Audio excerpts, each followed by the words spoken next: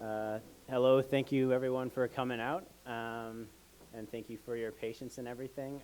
The reason we started at 8 instead of 7 wasn't because we were lame college students being an hour late to everything, but it was because our speaker's flight was delayed several hours. She was connecting in Chicago, and kind of on a personal note, when I chose Stanford, it was between Stanford and a school in Chicago, and I chose here because it was snowing in Chicago, so I'm kind of convinced that this might be Chicago getting back at me. But anyway, thank you for all coming out. My name is Prescott. I'm a master's student in the engineering program here. This is Amy. She's a PhD student in finance. And we're the directors of tonight's forum, which is centered around justice and forgiveness in the context of, or the reconciliation in the context of sexual assault.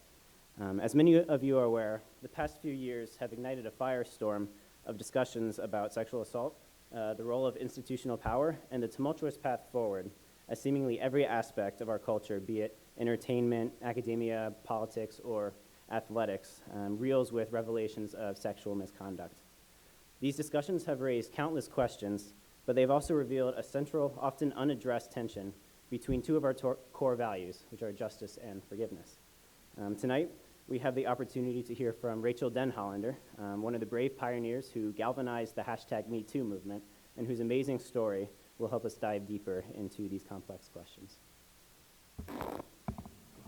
So a few notes before we start. First, tonight's forum is hosted by Veritas at Stanford.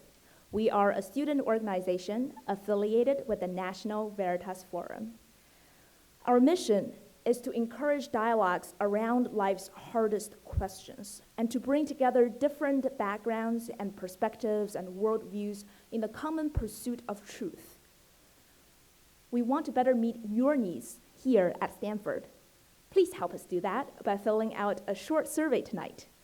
The physical copy of the survey should be on your seat already, and you can return the completed survey to any one of the Veritas at Stanford members who will be greeting you on your way out.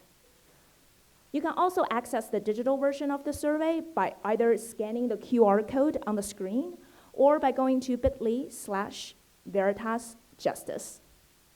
As a bonus, the digital version of the survey includes a raffle for the opportunity to meet with Rachael in a small group discussion tomorrow, and we promise that that one will start on time.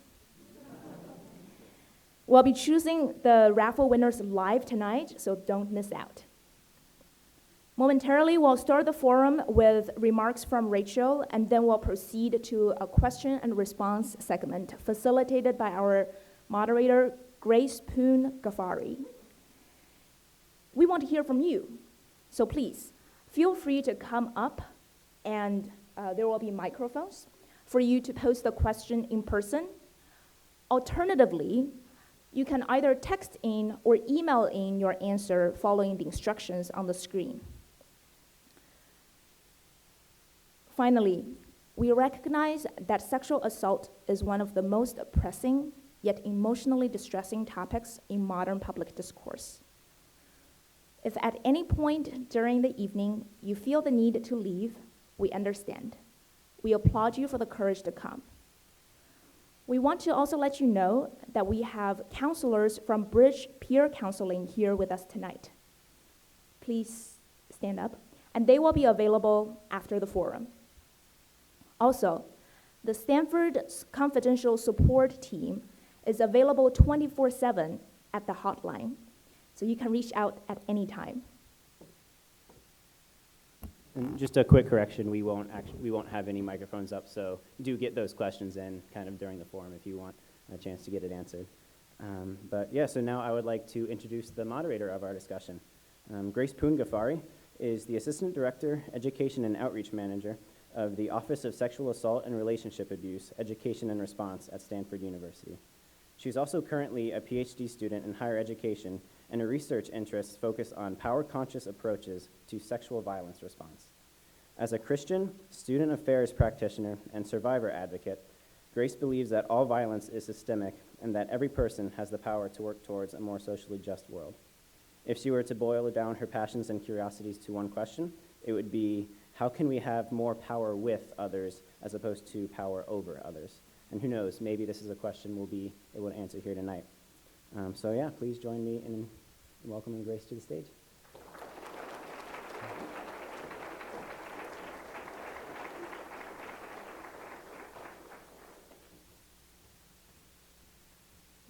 Hi, everyone. Though justice may be difficult to define in the abstract, we all have powerful notions of what justice looks like, not least in the cases of sexual assault. It seems intuitive to say if an offender has received sufficient punishment, justice has been done. But is there more to consider? In a cultural moment where so many individuals have rightly been punished for their egregious actions, is that enough to heal broken people, broken communities, broken societies?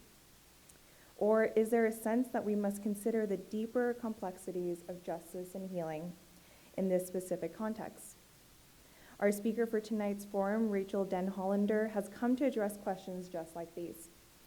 Denhollander is a professional lawyer with a keen passion for pursuing justice for victims of sexual assault, but to much of the nation, she is known as the first woman to publicly accuse Larry Nassar, a former doctor for the USA Gymnastics and Michigan State University, of sexual assault, and the last to speak at the sentencing hearing, where she delivered a piercing testimony about power, justice, and somewhat surprisingly, forgiveness. Her courageous example led to numerous honors and recognitions, from Sports Illustrated Inspiration of the Year Award to a spot on Time Magazine's 100 Most Influential Persons of 2018. But far more important have there been the wisdoms and tensions highlighted by Denhollander's work. In her testimony at the sentencing hearing, which has gone since viral, Denhollander spoke directly to Mr. Nassar, offering personal forgiveness, even as she called for the maximum possible jail sentence. This precarious balance in Denhollander's understanding of it is the focus of tonight's forum. It is a balance sourced not only from Denhollander's personal sufferings or practice of the law, but also her view of the world through the lens of her Christian faith. Because with a topic so powerfully personal as assault, we cannot separate ourselves or our perspectives and decisions from our deepest values. So in addition to being an exploration of justice and forgiveness, this forum will also be an exploration of Denhollander's spiritual journey, which endured for years after her initial experience with assault. Please join me in welcoming Rachael Denhollander.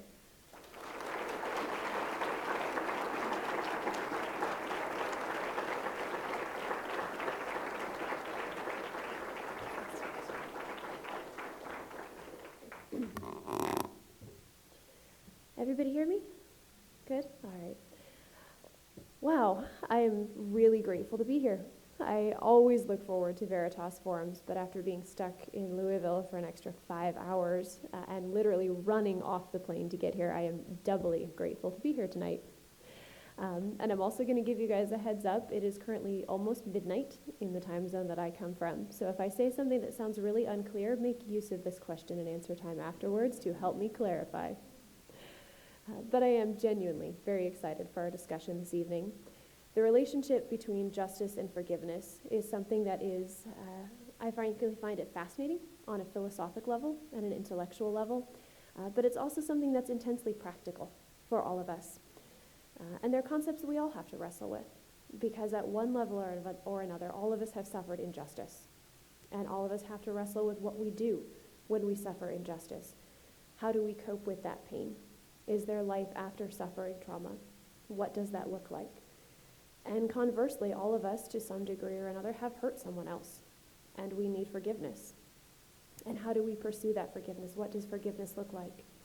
And so these concepts of justice and forgiveness are really intrinsic to our human nature, and they're intrinsic to being able to live whole and healthy lives on both ends of the spectrum. Now, most of you are likely aware of my story, but these concepts are intensely personal to me because I suffer trauma at an intensely personal level, sexual assault. The first time I was sexually assaulted, it was by a pedophile in my church, and I was all of 7 years old. And the second time was with Larry Nassar when I was 15, and he abused me for 2 years. Both instances left me devastated, not just by the betrayal of my abuser, both of whom I had trusted, both of whom were family friends, but also by the betrayal of so many who should have stopped him. And that was almost worse. The first time, my parents saw warning signs, and they immediately put up boundaries to protect me, not knowing that abuse had already occurred. But it did not motivate the rest of the adults in my church to protect me. It motivated them to isolate my family because we were viewed as having made accusations without foundation. And the lesson that I took away from that experience was, if you cannot prove your abuse, do not speak up, because it will cost you everything. And I carried that lesson with me into the exam room when I became yet another statistic. Now, most of you probably already know where the story goes. After 16 years of waiting and watching to see if there was any chance to stop Larry, the Indianapolis Star published a huge investigative story on sexually abusive coaches in USAG. And I responded to that article and I said, I will do whatever it takes. If you can shine a light on what is going on, I will do whatever it takes. What unfolded from that point on was honestly beyond what I could have hoped for. I had an incredible detective who pursued the investigation the way very few detectives do, and she was able to find everything we needed. I had a prosecutor who was willing to come in when our first prosecutor refused to bring charges, because we almost got jumped. About 6 months into the investigation, the county prosecutor in our district made the decision that she was going to allow Larry to plead guilty to the child pornography charges in exchange for dropping all of the sexual assault charges. At that point, there were about 50 open case files, mine and Kyle Stevens, the non-medical victim, included. But I had a police chief who picked up the phone, and he called the attorney general. And I had an attorney general who came in and a prosecutor who came into that office, and she picked up those case files, and she said, I will fight for all of them. And for the next year, that's what she did. In the end, over 500 women have now come forward as victims of Larry's abuse. We have literally seen the impact worldwide. But the real impact isn't just what happened globally. It's the story behind what happened. And those are the dynamics that I really want to explore with you guys tonight. When Jacob and I sat down with the pastors at our old church in Michigan, a great church family that we have come to love, and we told them what we were about to do, because I knew it was going to be in the paper in my hometown, one of the pastors asked me an incredibly insightful question. He said, is there anything you need to get out of this besides stopping a predator? And the reason that that question was so absolutely vital was because if my identity or my ability to hold on to the truth or my success or my value was bound up in what 12 jury members may or may not say, and I didn't succeed, the result to me would be devastating. In order to withstand, frankly, the very significant trauma of coming forward so publicly, I had to be in a place where my ability to hold on to the truth and my worth wasn't bound up in what other people said about my abuse and the cultural response to my abuse. And by the time I reported Larry, I was there. But getting there was a very long road. Our culture so minimizes the reality and the impact of sexual assault that for years I struggled with what forgiveness would look like. I was terrified to forgive my abuser because I was afraid it was something that society would take and use as one more weapon to say, see, it's not that bad. Look at all the good things that have come. Aren't you glad in the end? And I didn't want to give society one more reason to minimize what had happened to me. So what I would really like to do is two things tonight. I would like to look at the concepts of justice and forgiveness, to define them properly. What are they? And then look at how they intersect with each other. Because those concepts are really at the root of our identity and at the root of how we respond to suffering and to trauma. Now, as we do that, it will become obvious to you, if it hasn't already, that I am working within a worldview that is Christian in nature. And what I mean by that is that I believe that there is a God who is sovereign. I believe that this God is the God revealed in the Holy Scriptures. But I'm not alone in operating from a worldview perspective. Because the reality is that everyone in this room has a worldview. We all have a framework, whether it's agnostic, pantheistic, theistic, atheistic, all of us have a framework that we view life through. And we can't discuss philosophical concepts and concepts that relate to truth and meaning if we don't discuss that framework. And I think it's better to be honest and upfront about it. This is the framework that I am working from. So let's dive into it. Justice. What is justice? We hear this word used all the time in culture, but very rarely do we actually define it. I think one of the best ways to understand what we mean by the concept of justice is to look at some of the pioneers of justice. And I can think of no better pioneer than Martin Luther King Jr. His work in civil justice literally changed the world. And his writings on the concepts of justice are as beautiful as they are heartbreaking. King once wrote that while his pursuit of justice would involve authority and power, he said, I am, quote, not interested in power for power's sake, but I am interested in power that is moral, that is right, and that is good. The pursuit of justice, then, at the very core, is focused on some sort of moral standard, something that is right, something that is good, right and wrong, good and bad. And he expounded on this concept when he wrote, cowardice asks the question, is it safe? Expediency asks the question, sorry guys, is it politic? Vanity asks the question, is it popular? But conscience asks the question, is it right?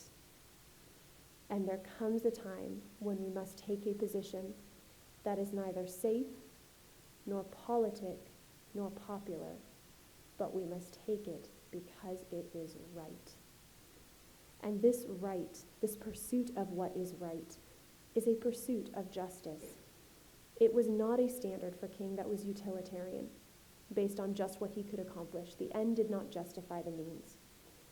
He was not looking to the expediency of accomplishing a particular goal. It wasn't a standard that was based on popularity. Right wasn't defined by cultural norms or other human opinion. Rather, King looked outside all of those things and found an outside moral source, one that was not dependent on utility or popular opinion or expediency. And in the same way that King powerfully taught we are to ask the question, what is right? We see that justice is comparing something, some action, some event, some thought or idea, to some sort of standard and asking, is it right? Not is it popular or expedient, does it work, is it right? This means two very critical, important, and foundational things. The first is that the standard exists. There must be some standard that exists for justice to exist. And second, if we lose that standard, justice is no longer possible. If there is not some standard by which we measure actions, events, or ideas and ask the question, is it right? There is no such thing as justice. And I love the way C.S. Lewis put this in his book, Mere Christianity. This is a quote that I have hung on to for years.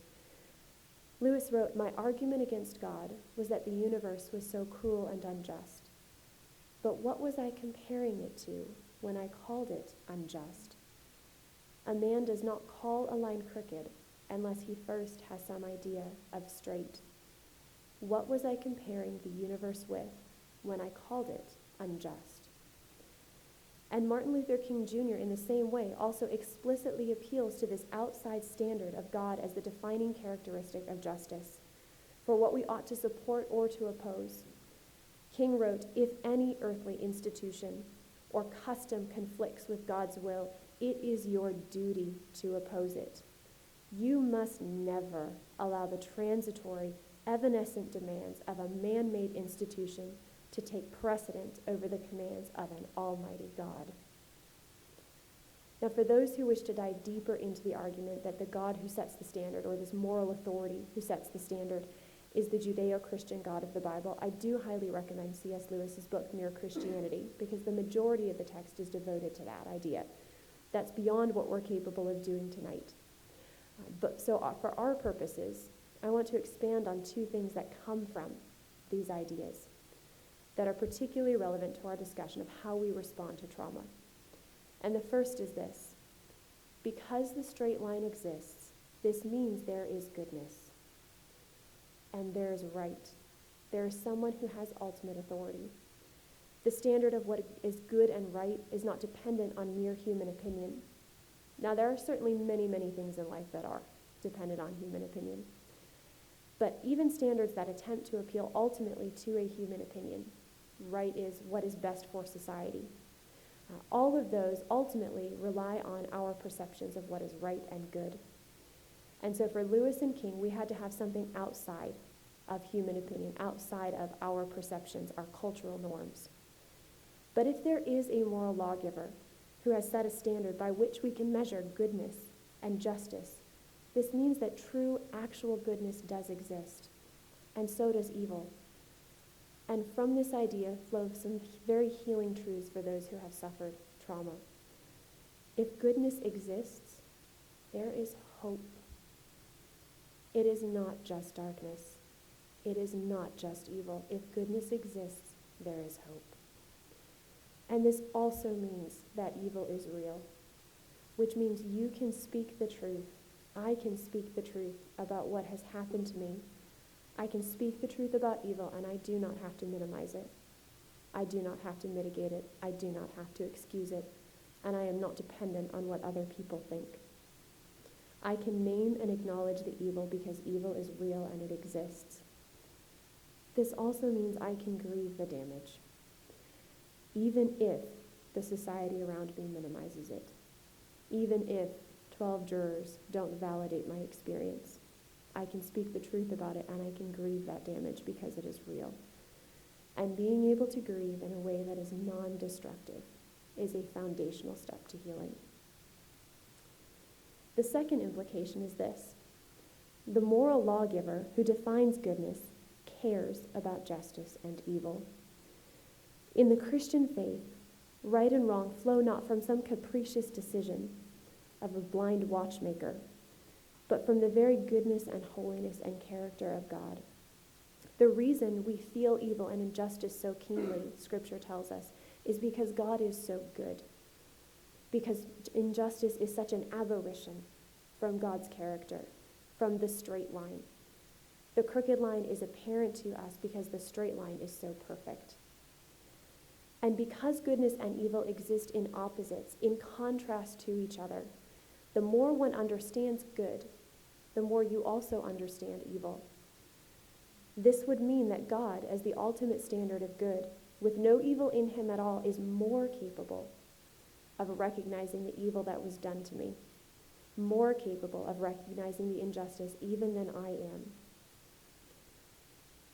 And this is a great security, because one of the greatest questions a survivor has is who is safe? Someone who can recognize the evil of injustice is one of the safest people you can be with. So if I am desiring justice, I am desiring that my abuser is held accountable to this outside standard. And this is where we start to feel some of that tension between justice and forgiveness. Because if we accept that justice is conformity to an outside absolute standard of goodness, then justice is a good thing. In fact, in the Christian faith, justice is commanded, and it is found in the character of God. But at the same time, we also recognize that forgiveness is a good thing, and is also foundational to our healing. And in the Christian faith, forgiveness is also held out as something that is beautiful and right. So how can both of these be good? Well, to understand that, we need to look just simply at the basic understanding of justice and forgiveness. Forgiveness, in its most basic dictionary definition, the Merriam-Webster Dictionary, is defined as giving up resentment or a desire for retaliation. Your basic standard dictionary definition. So forgiveness is my giving up my resentment, my claim to personal requital. And there are two key things about this that help us understand how they intersect. And the first is this: in that standard dictionary definition, what am I giving up? What is it related to? My forgiveness is related to my personal response. But is justice my personal response? No, justice is held to an outside standard. This means I can pursue justice, and I can do it from a heart that is bitter, and I may never see it. Or I can pursue justice from a heart that loves fiercely and desires that the right and the good and the beautiful be upheld. Because justice exists regardless of my personal response to my abuser. That standard of right and wrong exists regardless of how I respond. I do not have to give up my abuse. I do not have to give up speaking the truth about that evil if I choose to forgive. And the second dynamic is that because there is a moral lawgiver, there is a straight line. There is someone higher than me that is capable of meting out perfect justice. And this higher authority, being the source of goodness, the source of that straight line, cares even more about it than I do. See, the Christian faith teaches that not only is God loving, but that because he is loving, he pours out justice. He pours out his wrath on wickedness and evil because he cares, because that evil matters to him. And very often we think of the idea of a judge who punishes as being something that is vengeful, something that is wrong. But at the core of it, we understand that this is not true. I want you guys to think back to one of the other great cultural cases, sexual assault cases we had, the Brock Turner case. For those of you who might not be familiar, Brock Turner is a college student who was found sexually assaulting an unconscious woman behind the dumpster. And this woman gave an incredibly powerful and heart-rending victim impact statement where she laid out the just absolute devastation that had been done to her through this sexual assault. And what was the judge's response? He gave Brock Turner 6 months. 6 months. And what did we do culturally? Did society stand up and say, what a loving judge? We need more judges like that one. No, we intrinsically knew that the most unloving thing that judge could have possibly done was to act like the evil that was done to that woman didn't matter. We know that justice is a loving thing when it is pursued from a heart that loves. This means I can release my personal retaliation because I can trust that the higher judge will bring justice. It also means that I can pour my efforts into pursuing justice out of a heart that loves, that desires to see what is beautiful and good and right upheld, that desires to protect those around me. And then Christian faith goes one step further, because the Christian faith adds to justice through an additional measure of incredible love. In the Christian faith, we are taught that justice and forgiveness are able to mesh because God has poured himself out for us to attain forgiveness. See, the Christian faith teaches that God's love does require justice, and that no amount of right magic words or right good deeds can erase the harm that is done. But it also teaches that God, in his love and his mercy, gave himself to take the punishment, to allow the justice that should fall on evildoers to fall on himself. But in the Christian faith, and only in the Christian faith, is justice always done, even when forgiveness is granted. Either it falls on the evildoer, or it falls on a God who lovingly and willingly stood in his place. And because I have been the recipient of that grace, I am able to extend it to my abuser while pursuing the maximum sentence out of a desire for all that is good and holy and beautiful. Justice, therefore, is not in opposition to forgiveness. It is rather the foundation for it. Without justice, true forgiveness cannot be granted, without having to minimize or to mitigate or to excuse, or to act like magic words make it all better, or good deeds erase the harm that was already done. And at the same time, because justice and that straight line is not dependent on my perception and is not dependent on my personal response, when I choose to forgive, it does not mean that I do not speak the truth about the evil that was done. I can pursue justice knowing that my value is not bound up in how society responds to what was done to me. And I can know that the same love that is willing to take my abuser's justice on himself, should he repent, has also been extended to me. And if there is a love strong enough for my abuser, there is a love that is safe for me. And finding somewhere safe is one of the greatest questions that someone who has suffered trauma will have. And this is why I frequently echo C.S. Lewis's other sentiment in Mere Christianity. And with this, we'll close and open it up for questions. Lewis wrote, "Christianity, if false, is of no importance, and if true, it is of infinite importance. The one thing it cannot be is moderately important. I believe in Christianity as I believe that the sun has risen, not only because I see it, but because by it I see everything else." Thank you.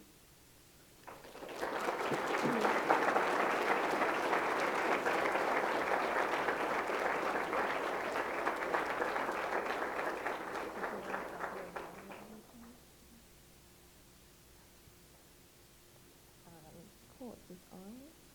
Awesome. And I know someone's probably going to help you with your mic really quick. Okay. I think it's on, yeah. Oh, perfect. Yeah. Gonna mic you up. Welcome to our intimate living room conversation.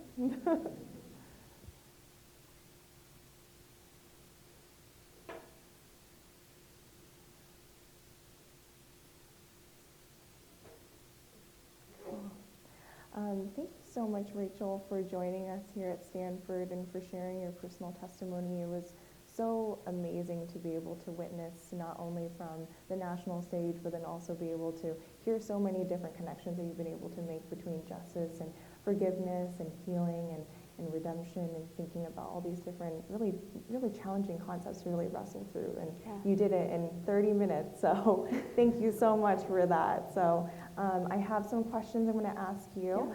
Some of them are pre-prepared, and also some of them are from the audience, so thank you, audience, for also submitting these questions. I will be going along here. So one of the questions that I wanted to ask you was, you mentioned grieving, you can grieve damage even when society minimizes it. And even in that grieving, that can be non-destructive. And so can you explain more about what it means to grieve in a non-destructive way? Yeah. I mean, I think the first thing that's important to recognize is that everyone's journey and process of grief is going to look different, and that's okay. There is no 12-step process for how you recover from trauma. But one of the most integral things for me has been getting to the point where I realize it is okay to grieve this.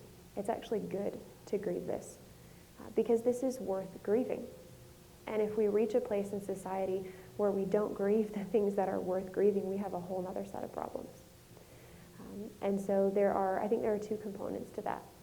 For me, it has been very important when I am feeling overwhelmed with just the depth of evil, not just of what was done to me, but of so many children and women and men and boys, to be able to stop and say, that is evil, to speak the truth about it, and to not feel that pressure to minimize it, to be okay with the grief, to recognize I should grieve this because it is worth grieving. Honestly, it helps me a lot to think of it the same way you would a physical injury. If you are in a catastrophic car accident and you have a spinal cord injury, you are going to take time for that injury to heal. You're not going to say, why does my body still feel pain? You're going to understand why your body still feels pain, because there's an injury there, and it's legitimate to feel the pain. You're not going to say, why do we have physical therapists? Physical therapists are pointless. You're going to prioritize your physical therapy because you know you need that help, and you'll be thankful for it. There will be limitations on what you can and can't do, and you will be okay with those limitations. You'll recognize that it is legitimate that you're not going to go tubing this winter because you have a spinal cord injury. And you're not going to look at that like a weakness. And I don't think we treat trauma and mental health that way, but we need to. Those wounds are legitimate. We need help with them. It is okay to have limitations as you're healing, and it's not a sign of weakness. And so being able to be okay with that and to grieve it is very important, to give yourself the time and space to do that. But then it is also very helpful for me to remember, as cliche as it sounds, the shadow proves the sun. That I can recognize the depth of the evil because there is still goodness in the world. And to take intentional time to look for that too. So there were days when I would be on the phone for hours with investigative reporters and detectives just going over the details of my abuse over and over, and it was just incredibly dark. And so I needed to allow myself time to grieve. But I also had to be very intentional about looking for the things that bring joy. So I would sit down and read to my kids. I would watch the way their eyes light up when they dance ballet and play hockey. I would take them for nature walks, and we would look for the things that were beautiful. We would pay attention to the sound of the birds and the color of the flowers and the way the clouds moved across the sky. And you really have to have both. You need to let yourself grieve, and you need to recognize that that grief is legitimate, and you can speak the truth about the evil, but that you know that it is evil because goodness does exist. Thank you. I love the way that you're able to really hold almost two different tensions within your own story, your own experiences, thinking about grieving, and then also knowing that you can do something about that grief, whether it be pursuing justice or whether it be really taking care of that trauma. And every single day is definitely a different day.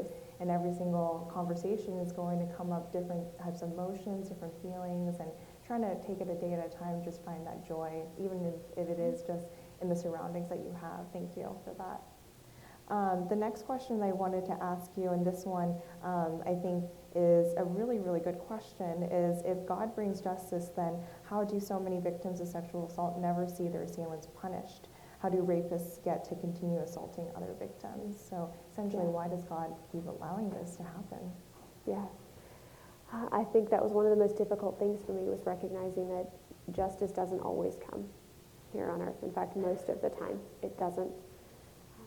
But the justice in the Christian faith, the justice that God metes out is far more complete than justice I can mete out here on earth. And that was a great comfort to me. I spent a lot of time reading about the judgment of God in the Bible, because what that meant is that it matters. Evil matters to God. It matters so much that he pours out his wrath on it. He pours out his anger on it. And when he saw what was done to that little 7-year-old and that 15-year-old, he said, that matters to me, and I'm coming back to deal with it. And I had to have faith in that, because honestly, I really didn't think I ever would see justice here. For 16 years, I really didn't believe I would see that. And that was something that I had to wrestle with. But God's final justice is far, far more complete than any justice that I could hope to accomplish here on earth. Thank you so much for that.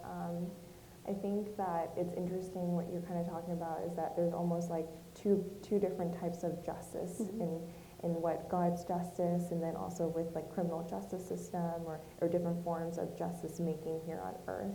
And I actually wanted to ask you a question around, really specifically around the justice making here on earth, and really here within the university setting per se, since we are in a university. Yeah. And so how can you deal with forgiveness when you don't maybe necessarily trust some processes, such as a university justice process?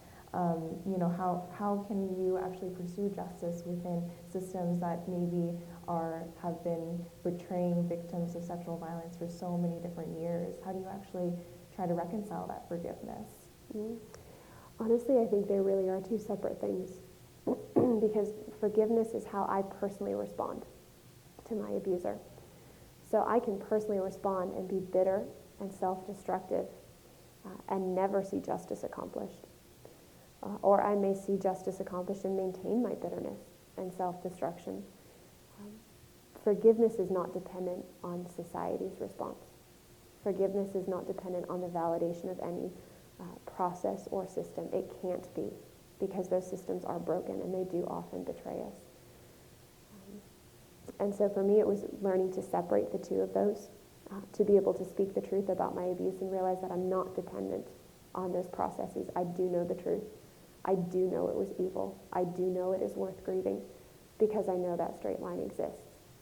And I can hold on to that regardless of what any process gives me. And because I can hold on to that, that standard exists outside of our human popular culture, our society's cultural response to abuse. Because that standard exists outside of that, I can release my retaliation and bitterness and desire for vengeance, because my personal response isn't dependent on how society responds to me. But that also does allow me to attempt to use those systems to the best of my ability. And I do feel like within that I need to add the caveat that that is at each survivor's discretion. We do have systems that do not work well. For 16 years I did not pursue those systems because I did not believe I could succeed in them until the right circumstances were in place. And so I do think it is important to emphasize that there should not be false guilt on a survivor for not making use of systems that are broken. And that is up to each individual survivor's choice. Thank you so much. I'm going to hone in even more on your topic around forgiveness now. I think that sometimes it's so hard to reconcile the fact that we maybe want to forgive, but it's way easier said than done sometimes. And I think that sometimes it's hard to not necessarily slip back into feeling the anger and having that maybe prevent us from even actually forgiving. And maybe even how does one hold those tensions of both anger and forgiveness? Is that possible? But I'd be so curious to hear if you have any tangible strategies or steps that you've been able to take to think about forgiveness, and anything that you can maybe tangibly be able to say from your experience about what does it mean to forgive, and is it a process? There are a few people that I know of that came to a moment in time where they said, I forgive, and it was done for them. I find that to be an extreme rarity. That was not the case for me. So there were a couple things that helped me personally. The first was journaling. I did a lot of journaling because I needed a way to process my thoughts, to even identify what I was thinking. Why was I afraid to forgive? What was I angry about? To identify the damage that had been done. So I did a lot of journaling. And as I worked through that process, I looked for the corresponding truths. So, for example, one of the things that I wanted from Larry more than anything was I wanted answers. Because for 16 years, honestly, up until he responded to my Title IX and police report, I really didn't know for sure at exactly what point the abuse started because of the way he did things. And so I wanted answers more than anything else. And I really wrestled with, how do I forgive when I don't even know exactly what I'm forgiving, when I don't even know when it started? When did I transition from patient to victim? And coming to the point of being able to realize I can call this evil, and I don't need Larry to give me these answers. It is evil regardless of what Larry says. That was a big step for me, to be able to call evil evil, to not feel the pressure to minimize it. Looking at a lot of the false guilt that I had for my abuse was another big step, because I carried a lot of anger against myself for not knowing better. And I think a big aspect for me also has been defining healing properly. Because a lot of times I think culturally we have this idea, or we feel this pressure that when you are quote unquote healed, you become almost like you were before you were abused. And that's not what happens. Those scars are always there. And I think survivors carry around, and I know I did, I carried around a lot of false guilt. Why do I still have flashbacks? Why do I still have nightmares? Have I done something wrong? Because I'm not healed yet. If I were healed, I wouldn't have these things anymore. But that's not how trauma works. That's not how abuse works. That's not how healing works. I think a much better definition of healing is that you know what to do with the pain when it comes. And so being able to transition my thought processes was very helpful. And being able to grieve. I do find a lot of times, at least for me, that anger is a response to grief that I'm not allowing myself to have. When I don't allow myself to grieve, when I feel the pressure to minimize or to mitigate or to excuse, the anger builds up because I intrinsically know that it's evil. I feel the evil that was done to me. But when I feel the pressure to minimize it or to mitigate it, and I don't allow myself to grieve it, the anger definitely builds. And so speaking the truth over and over and over again was incredibly important for me in that process. Thank you so much. I love that you were able to kind of do a reframe around what healing looks like, because I think that that is so needed, especially for survivors of trauma, to hear that every day is different and everyone is different. And it's definitely what you do with the pain is always something that's going to be different every day. Thank you. Yeah. A lot of times when I have conversations with a lot of my sister survivors, we will talk about how difficult this is, and inevitably somebody in the conversation will say, well, it's okay. And I always say, no, it's not. No, it's not okay. It should not be this way. And we should say that it should not be this way. We need to grieve this together. Because we all do that. We intrinsically want to minimize. We intrinsically want to hide the pain that we're in to make it look like it's better. And I think we need to help each other not do that. No, it's not okay. What was done to you was evil, and I grieve it with you, and I stand against it with you. And from when you were speaking just now and also before, you talked about a lot about how we know what is evil and we know what is right and what is wrong.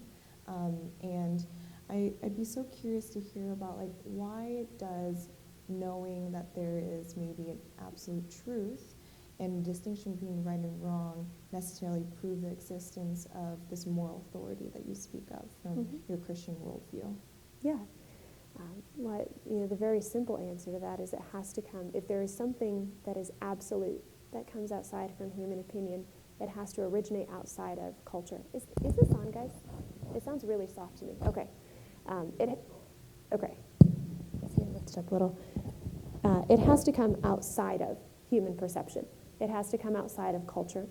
Because otherwise, why is my opinion more valid than yours? Why is this group's opinion more valid than that group's opinion? If we're going to say what is good is, or what is right is what is best for the common good, well, who's defining common good? How many people do we have to reach before we reach common good? If we don't have some sort of standard outside of human perception, outside of human authority, there is no absolute truth. If there is no absolute, there is no evil and there is no good. Not really. There's just my opinion and yours, and we can go back and forth all day on which one is better and what standard we should use.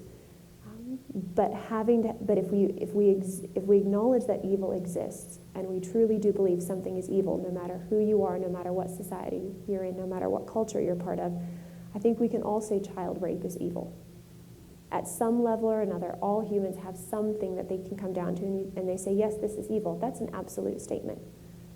And if we're going to make absolute statements, they have to originate outside of human perception and human opinion. That requires some form of higher moral authority. Thank you. I want to kind of go back to thinking about the aspect of forgiveness. And I got this question, and I thought that this was really kind of a lot of like your central message of your story. So I would love to kind of parse this out a little bit. But what do you feel like is the value of forgiveness, especially for sexual predators and maybe others that we've deemed criminal or those that are not worthy of being forgiven? I think there are a couple of things. The first is that when you are able to release that bitterness and that vengeance, that helps you move towards healing. Now, on a technical philosophical level, I don't believe Larry has been forgiven. I believe I have offered that to him. I have told him I extend forgiveness to him. Larry hasn't repented. He's not sorry for what he did. He wrote a letter from jail just a couple of weeks ago maintaining his innocence. Larry's not sorry. So I can't forgive Larry until he's sorry. But I have told him I have offered it to him. I have made the choice to release the bitterness and the anger and the desire for vengeance, first and foremost because I need that for my healing. And I do believe, coming from a Christian worldview, that what we do here on earth is intended to mirror that straight line. So our civil justice system is supposed to be an earthly representation of justice because justice is a good thing. Our human forgiveness is supposed to be a representation of the divine forgiveness that we are offered through God's sacrifice. And so from a theological perspective, coming from a Christian worldview, I do believe there is that mirroring aspect going on. But from a simple healing from trauma, when you carry around anger and bitterness and vengeance, your healing is still dependent, and your value, your identity is still dependent on your abuser and his response to you. And your value is not really dependent on that. Your healing cannot be dependent on your abuser's response to you. Your healing has to be dependent on something outside of him, and outside of our cultural perceptions and our cultural norms. Thank you. So you just spoke about forgiveness, so I definitely have to talk about the other end now, which is justice, since we are talking about those two core concepts. And I would love to hear your opinion about speaking about God's understanding of being able to provide that justice. Okay. So speaking of God being able to provide that justice, if we understand that as the tenet that we're going to be here with, why would anyone want to pursue justice within this world that we have if justice is already going to be given and provided from God? Yeah. There are a couple of reasons. I mean, very first and fundamentally, it is out of protection for society.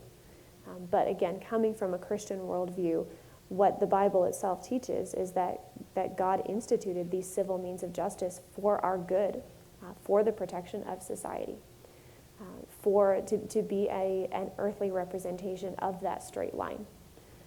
We have these earthly concepts and these earthly ideas of justice because justice really does exist. And what we do here on earth, our actions, our attitudes, our behaviors, we are either going to help mirror that straight line, to rejoice and love and pursue the things that are beautiful and good and right, including justice, or we are going to move towards the crooked line. And so what we do is really ultimately to be a reflection of good and evil, to be a reflection of that crooked and straight. And that's something that God has designed for our good. I would love to hear more about whether or not you feel like there is a line on earth here on where justice can be pursued. Like, do you feel that within our systems that we have in place that we've created systems of justice that have served the best of our abilities? And if not, then where are those different areas of growth? And where do you feel like on the also that flip side, is there too much like patrolling, too much kind of justice seeking that might be going out there? So both in the gap area, but also like how much is too much? Mm-hmm. Yeah, absolutely. I think the short answer is no. Our civil justice system does not properly represent the straight line. And I think there are a lot of areas that we need to be working on that. In the prison system itself, we do not do a good job with rehabilitation, with victim-centered justice, with restorative justice. We have a lot of racial disparity in our justice system. We have a lot of human error in our justice system. And those are things that we need to be paying attention to, because someone who pursues justice out of a heart of love wants real justice to be done, not vengeful justice. And so I do think it is important that as we pursue justice, we recognize those shortfalls and we work equally hard to overcome those as well. And in terms of whether or not we can pursue justice too much, I don't think so. Justice is a good thing if you are truly pursuing justice. Now, can we cloak revenge in terms of justice? Yes. I think we can do that. We can do it very easily because our human hearts and our human personalities often tend towards anger and vengeance. And we like to make it sound nicer, so we put good-sounding words over the top, like justice. But I would submit that when you see someone who is pursuing quote-unquote justice too much, they are not pursuing justice too much, they are pursuing something else under the guise of justice. Justice itself is good and right, and we should pursue it. Thank you so much. I believe those are our last questions. Did I get this correct? Am I reading this magic tablet correctly? And if not, feel free to start typing away. Oh, okay, it's going. Yes, perfect. Awesome. There you go. There you go. So you talk about feeling safe with God. Could you share a little about what this looks like for you practically? How do you feel safe, especially given that it's not certain that you feel safe in the world? Mm-hmm. Yeah. I think a big part of that for me has been to recognize that I can see the brokenness so clearly because it is such an aberration from the straight.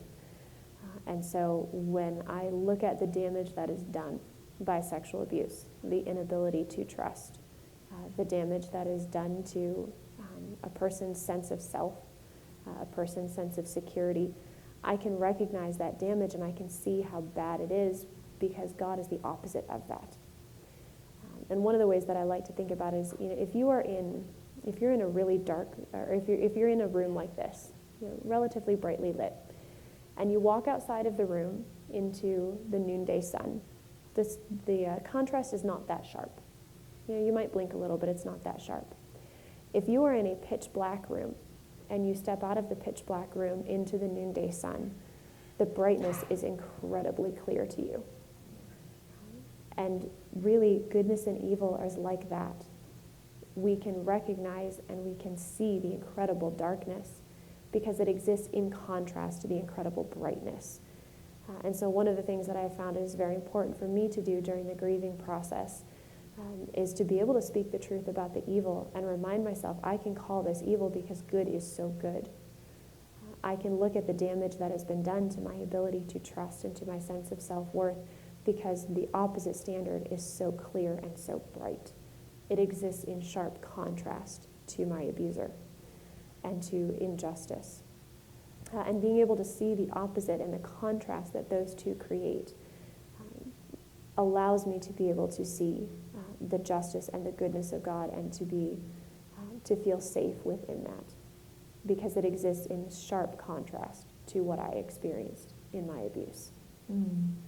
So you speak about this absolute standard of goodness and evil, and I would love to hear more about why you feel that it is the Christian worldview of God, specifically quoting one of the questions saying the philosopher Plato suggested that there is an impersonal idea of the good that exists outside of human invention and culture. Why isn't that enough to be the absolute standard? Yeah, because if it's a personal idea of good, it's still your opinion, ultimately. No matter how you dress it up, if it is not outside of human opinion, we are still dependent on my personal idea of good, your personal idea of good. And we do need to acknowledge that our culture greatly influences what we think about those things. But ultimately, no matter how you dress it up, no matter what philosophy you put over it, we are either in some way, shape, or form dependent on human opinion and human perception, which means that there is no absolute, or there is something that is higher than us that defines goodness and evil, and right and wrong. And so ultimately, as I was studying philosophy in particular, what I came down to as I was studying just how the world works, how our ideas work, how we function as society, the other philosophies that rested on, in some way, shape, or form, human opinion, ultimately they do not work. If you carry them out to their logical conclusion, they don't work. There is no standard by which we can say goodness and evil do exist outside of human perception, outside of cultural perception. And we don't actually live like that. And in terms of why I believe the Christian worldview and why I believe the God of the Bible is that standard of goodness, that's a whole nother forum. But I think one of the reasons is when I looked at alternate theories of religion. Once you get to the point of saying, okay, there must be some moral standard. Now, what is that moral standard? Who sets that standard? Who or what? When you look at other theories of religion, none of them, again, are able to work philosophically within reality. And justice and forgiveness, I do think, are two areas where we really see that happen. In every other framework outside of Christianity, if someone commits an evil, if someone does something that is wrong, either they can become so bad that there is no hope for forgiveness for them, or we have to forgive them, or forgiveness is granted to them based on them saying words or doing enough other good deeds. And that's not actually how justice works. I have 4 young kids, and they're 7, 4, 3, and 2. And last week, my 4-year-old whopped my 3-year-old on the head fighting over My Little Ponies. And as soon as the 3-year-old started crying, the 4-year-old started chucking all her ponies at her, trying to get her to be quiet, doing all sorts of nice things to make her feel better for hitting her on the head, because that's how children operate. But we grown-ups actually do the same thing. That's how all other religions treat the idea of goodness and evil. I hit you on the head, but now if I chuck enough My Little Ponies at you, it doesn't matter anymore. That's not right. She can share all the My Little Ponies she wants. She still hit her sister on the head. It doesn't make the fact that she hit her on the head go away. The Christian worldview is the only one that is able to to mesh the idea of forgiveness and justice without pretending like enough good deeds make the evil not evil anymore, make the damage not damage anymore. And so that was one aspect where, as I studied how the different religions meshed, where I felt that the Christian worldview actually provided the best framework that actually worked within reality, that worked within how we actually function as society. you spoke just now, just briefly, about how evil is evil. And I would love to hear a little bit more about where does evil come from? Why does God allow evil to even exist if God is such a glorious and absolute God? Mm-hmm. Also another topic for another whole forum. Again, speaking from a Christian worldview, the Bible is very clear that evil does not exist within God. It does not originate from God, but that He allows it to exist to an extent for His own purposes. And I do believe some of those purposes are because it shows the contrast. If we were in a brightly lit room all the time, we would not see the contrast between the good and the evil, the light and the dark. And it is also, the Bible is also very clear, Scripture is clear that all of us are broken. All of us, all of our human hearts, we do evil things. We are not all pedophiles and abusers, but all of us harm people. And so to blame that evil on God is not a correct source, because it does not originate with God. But the hope that Christianity offers, again, compared to other religions, when you look at how they're able to mesh these concepts, the hope that Christianity offers that's unique is that you have a God that is able to bring forgiveness and healing and restoration without minimizing the evil.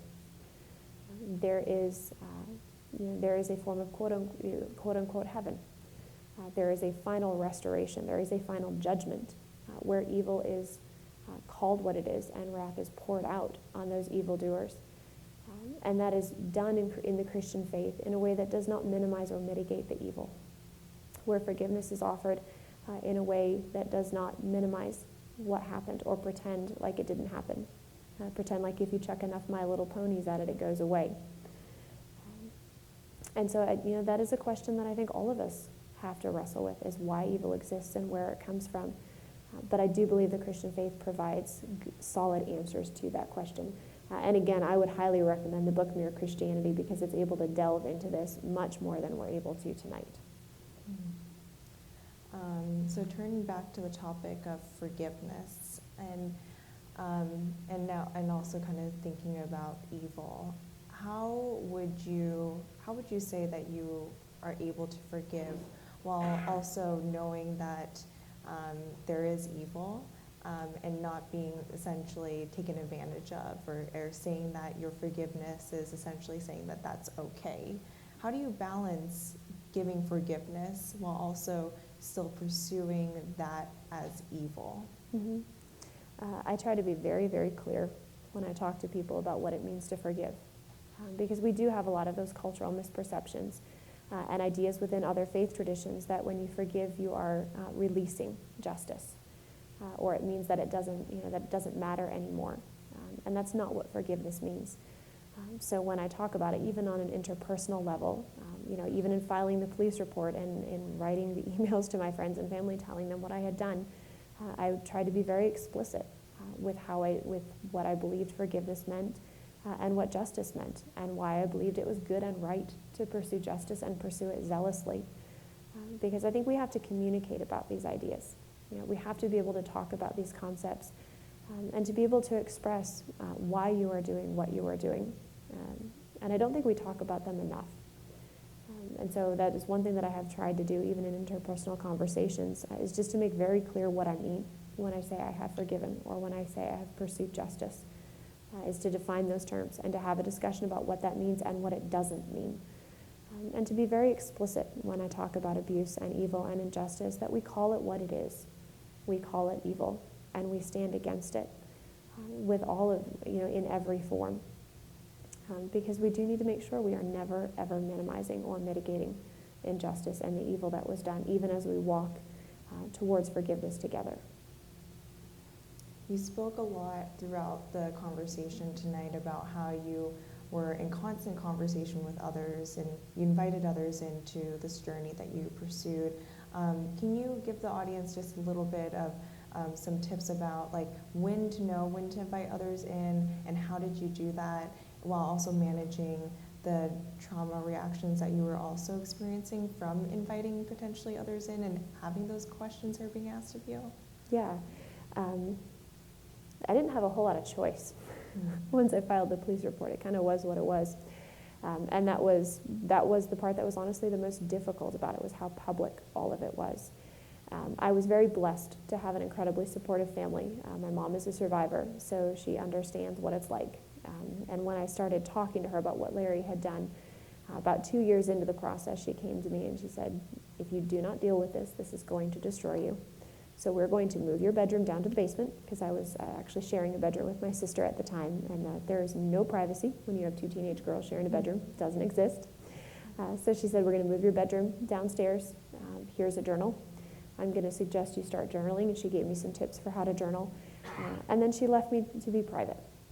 And so I was very blessed to have a support system where they were able to walk alongside me. And not everybody has that. A lot of people don't. So I think one of the first things to recognize as a survivor is that you don't owe anyone your story. I think we feel a lot of false guilt sometimes as we're rushing to find how to trust again. We're rushing to find how to fit back in society. And we almost feel this false guilt for not being able to trust everyone and not telling everyone. That's false. Nobody is owed your trust unless they earn it. Nobody is owed your story. You get to choose who is safe to disclose to. And I do think finding a licensed counselor who specializes in trauma is a really great place to start, because they will have the background and the understanding to be able to walk alongside you in that journey. Journaling is a really good way to start putting words to what has happened. And then you can, if you so choose, you can share those journals. You have something already written down that you can share with someone. I shared some of my journal entries with my husband early on, because it was easier for me to have him read it than it was for me to verbalize it. So I think there are a lot of ways that you can do that, but I do think it's important to remember that while community is vital and we need community, you need community that you can trust, and you're not owed anyone your story. So find those people who are safe. Find a good therapist, a good counselor who is safe, who can walk alongside you as you learn who to trust. But you don't owe anyone your story. Thank you. Thinking about speaking your truth and the story, and who you're privileging the opportunity to hear your story, would you be able to speak a little bit more about what you feel like is the value of having those type of reconciliatory conversations with those that have harmed you, whether it be perpetrators, and then also on the flip side, is it important for perpetrators to also talk to their victims as well? I strongly typically recommend against perpetrator-victim interaction, because perpetrators are consummate manipulators. They are constantly looking for a chance to manipulate and to abuse, to hold guilt over your head for not trusting them again. So outside of a court context or some sort of safe context where you are not in physical interaction, I don't typically recommend victim-perpetrator interaction. I think that's at the victim's discretion, the survivor's discretion. They get to choose when to do that. But your forgiveness and your healing is not dependent on how your perpetrator responds to you. So you are able to move forward in forgiveness and healing whether or not that is ever communicated to them. And I do think it's important to recognize, even in, for those survivors who are walking in contexts where their perpetrator is someone very close to them, who they may not always be able to avoid, that forgiving and even asking for forgiveness on the perpetrator's part, should the perpetrator get to that point, does not mean that you just have to enter back into a relationship with them. There are always going to be a place for wise boundaries for someone that has transgressed that way. That is not weakness. That is not unforgiving. That's wisdom, because that person does not deserve that trust, has not earned that trust. And so not feeling false guilt and false pressure, I think, is a very important thing for survivors. And I do find that typically that's something we often struggle with, because we want to show that we're healed. We want to be healed. We don't want there to have to be boundaries. And so I have often seen survivors rushed back into relationships with perpetrators, or who are encouraged to put their boundaries down, to let their guard down, as evidence of healing or of moving forward. And that is false guilt. It is wisdom to continue having boundaries with someone who has been a perpetrator. And on a normal basis, I would not recommend survivor to perpetrator interaction.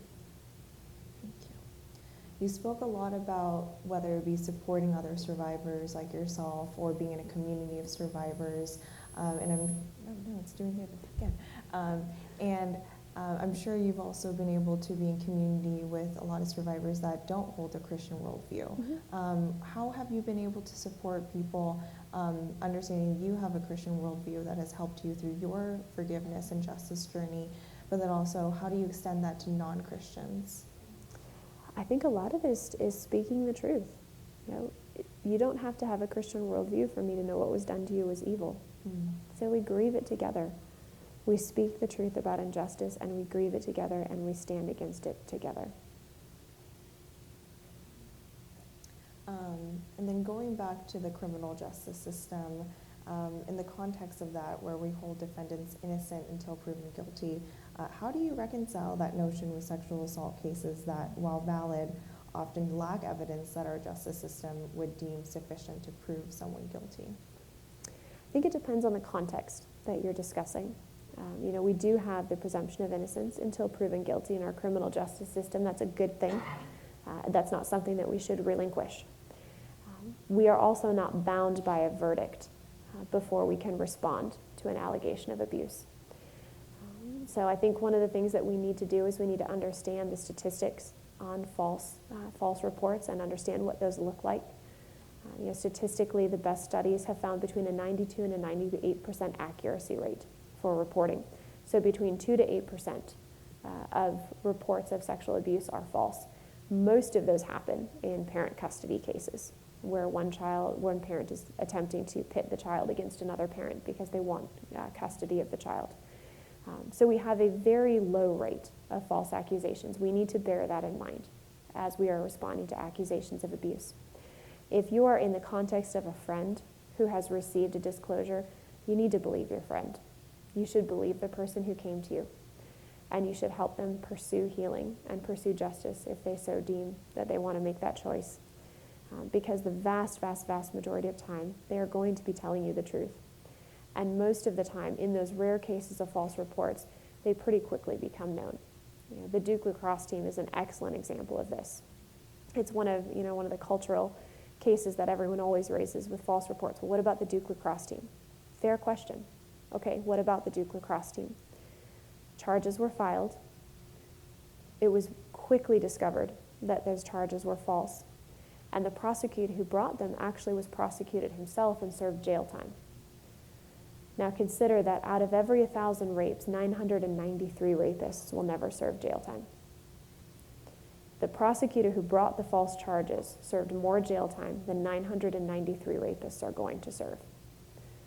So while we do need to be on guard for false reports, and we do need to realize that that happens, we also need to recognize the reality of them, how infrequently they happen, and how good our justice system typically is, particularly in cases of sexual abuse, at not prosecuting those false charges.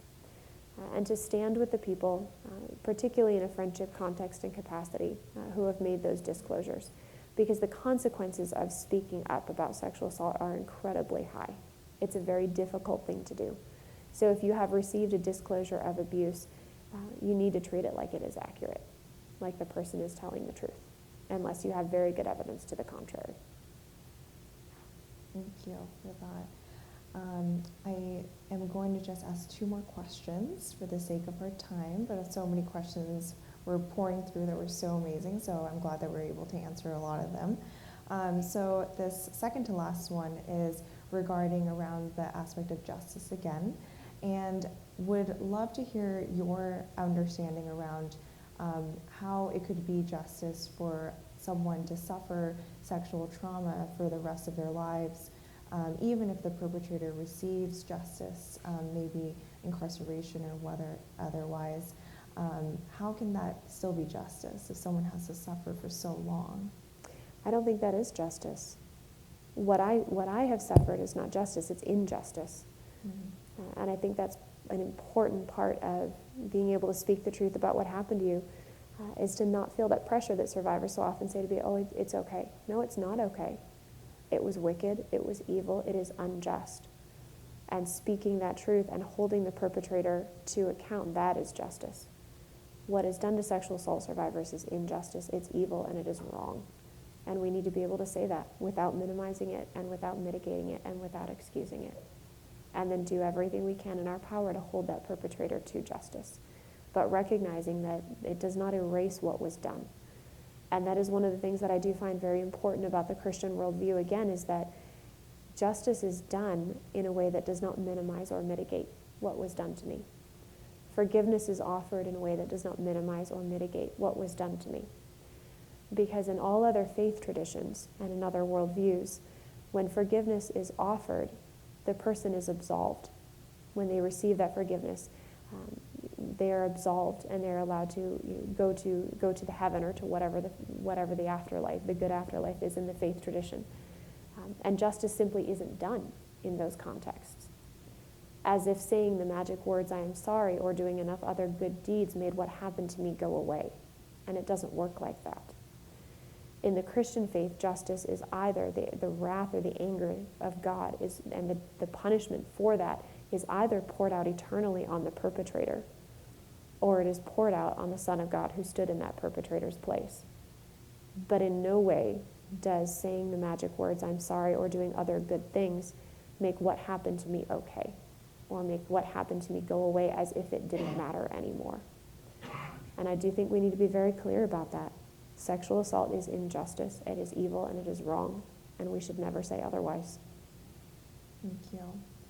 I'm going to end with this final question, which I think is really, really important, especially considering that we know someone that is a survivor most likely. We are constantly in rooms with multiple survivors. Research has shown that we're more often than not interacting with survivors every single day. Mm-hmm. So would you have any advice for family or friends that are to support victims of sexual assault, or interact with anyone that has been a victim of sexual assault?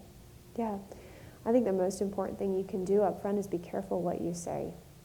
Be very careful how you talk about the issue of sexual assault, because you will never know who in your circle of friends is a survivor unless they believe you are a safe place. And survivors are always watching to see who is safe. So one of the things that was always most painful for me is watching how my friends and family talked about issues of sexual abuse, because I knew that if my abuser happened to come from that circle that they were defending, that's how they would treat me. That's what they really ultimately thought at the core. What you do, how you respond when it's in your own community, that's really the benchmark for how seriously you treat the issue of sexual abuse. And so what you say about the issue of sexual assault, how you treat it when it comes up in general conversation, is going to signal to the people in your circle whether or not you are a safe person to disclose to. And the amount of wounds that you can inflict on someone you care about by being careless with how you talk about this issue is extreme, and you will never know it. Survivors are very good, generally speaking, at hiding their emotions because it feels safer to do that. One woman that I worked with, she calls it flipping the switch. She says, I can flip the switch and I can appear as normal as I need to appear for as long as I need to, and then I will go back home and I will cut and I will be suicidal, but I will appear normal for as long as I have to because I don't want anyone to know I'm vulnerable. And that is the situation that the vast majority of survivors are in. They have learned to control their emotions. They have learned to control their outward response, because if they let you into their emotions, they have made themselves vulnerable to you. So you will never know who you are harming by how you talk about the issue of sexual assault, because they will hide it from you for their own protection. So be careful what you say. Use your voice, use your platforms on social media and around the water cooler at work and in the classroom and in the hallways. Use your voice to stand against injustice and to speak the truth, because that is the only way that those around you will find that you are a safe place to speak to. Thank you so much for sharing so much wisdom that you have, and for being so honest around your experience, and for allowing us to kind of peek through and understand what this journey has been like for you. It's been such a blessing to have you here. Thank you so much for speaking with us tonight. Thank you.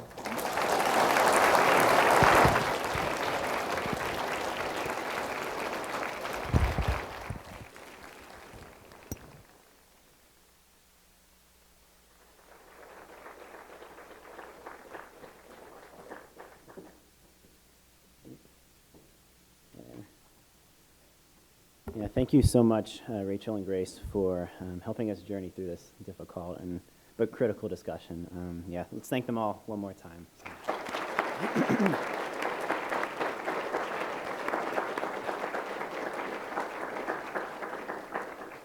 So while Rachel did a really good job answering some really key questions, I'm sure many of you are leaving here with plenty of unanswered questions, perhaps even more than when you arrived here.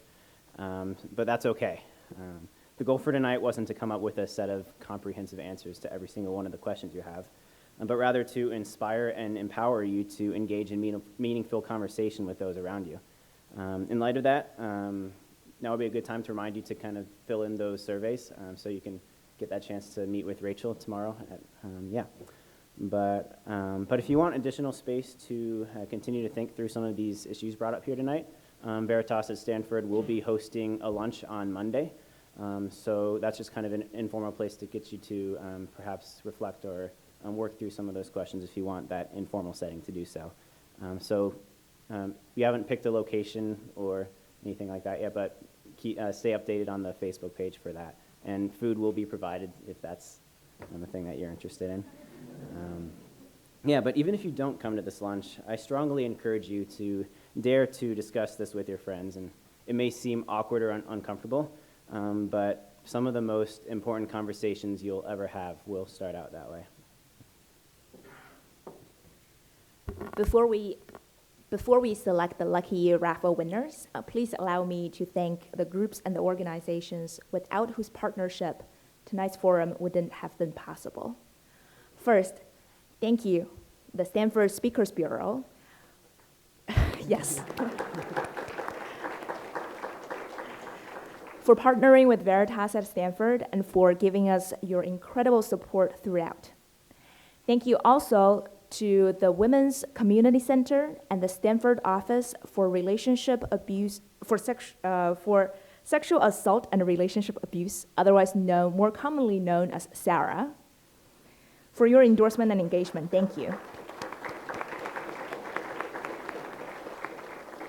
Finally, tonight's forum really would not have been possible without the collective effort from many Christian fellowships on campus. To everyone who has helped us, thank you. Okay, now it's time to select the lucky raffle winners, and we're going to have our little... Okay, so if you hear your name called, once everyone is dismissed, just come up to the kind of side of the stage so we can share details with you. So we have Catherine Gao, Stefan Huber, Brandon Benson, Olivia Morello, Katie Farrick, Adair Maxwell, and Sioho Cho. So if you heard your name, like I said, just come to the side of the stage and we'll share the details with you. I think that kind of wraps it up in terms of logistics and announcements we have. Please get home safely and enjoy the rest of your night.